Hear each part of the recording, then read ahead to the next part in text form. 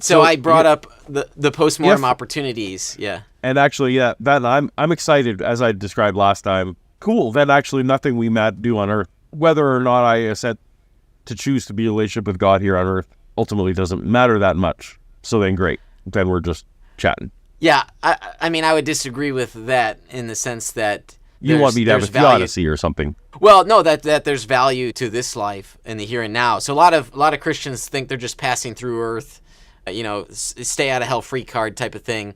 And I don't think that's Jesus's message in the Gospels, in the Gospel according to the four evangelists. Well, let me temper that then to say that it's a temporal disadvantage, but in terms of in light of infinity, in light of eternity, it's not. It's a bearable cost. It's a bearable cost.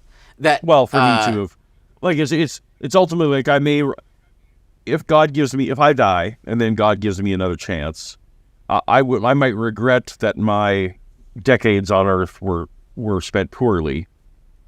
Yeah. But I would still ultimately, have an opportunity to be in His glory. But that still actually goes to the idea that at that point, then I would have my intellectual assent, and then I can make the choice that I never would have had a chance on earth. Why didn't I have a chance on earth with that intellectual assent to make my choice? You're saying that God's saying, I guess the flaw in your analogy depends on who's am I God or is Jennifer Connelly God in this scenario, because you were almost saying God was getting Himself ready with His lawn mowing business.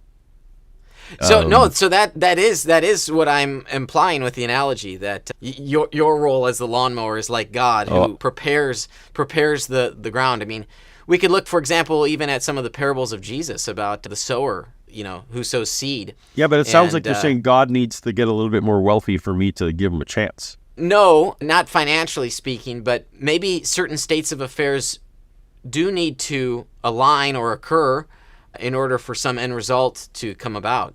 But God's unchanging, right? So God's character isn't being honed. It's the human in this side who isn't ready. So in this sense, the human relation is the Jennifer Connelly. So God is preparing the human for a meeting. And, sometimes when you want to prepare a meeting, you send an invite, you send an email, maybe a phone call, right? So you do some things first. I know some people be like, God's manipulating humans, but not quite. I mean, God is fostering relationships, I think. And I think that's an active work of God. I am not a Calvinist. So, Calvinists hold to the doctrine of predestination, really double predestination. And so that there are some people God has specifically made just to damn them to hell. I don't hold to that view. So I think God is actively interested in cultivating relationships with people. The question is, well, what about some people that don't perceive the evidence? Underline this back, we added the word yet there. I do think the word yet complicates it with a time factor T.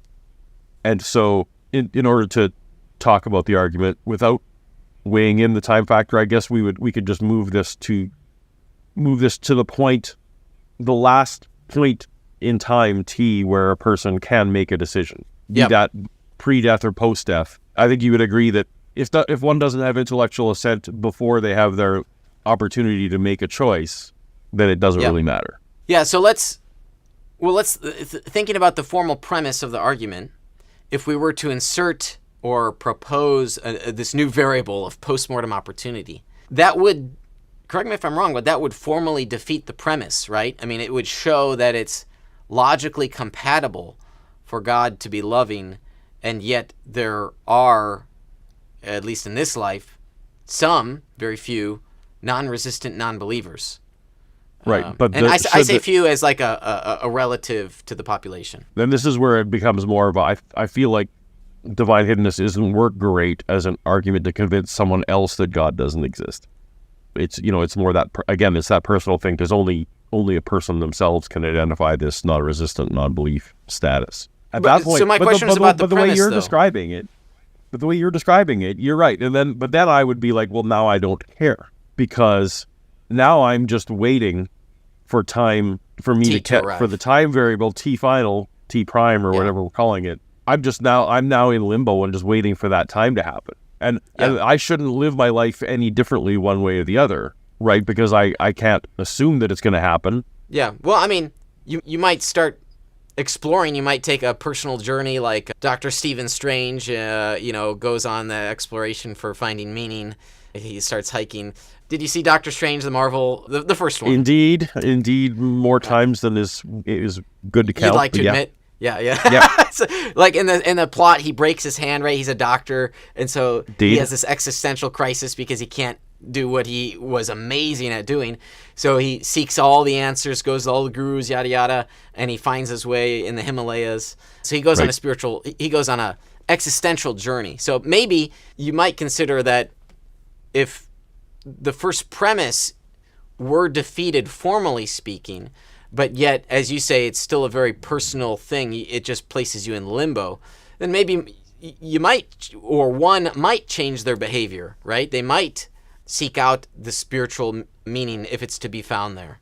So it sort of goes from like... Yeah, and I guess for me personally, I feel like I did take that journey, and the Ancient One never hit me in the chest and knocked me out of my body, which is the evidence that was needed, right? Not yet, Paul. not yet. But so I think again if we're willing to play with that time thing and say not yet, then yes, what my responsibility probably is to remain non-resistant. Yeah, but doesn't that take, if there is some openness potentially, doesn't that move someone from being an atheist to an agnostic? Oh, well, you're now talking about labels I also don't care about. Yeah, that's fair. I'm not much of a label guy. The only label I care about is theist and non-theist. Yeah, okay.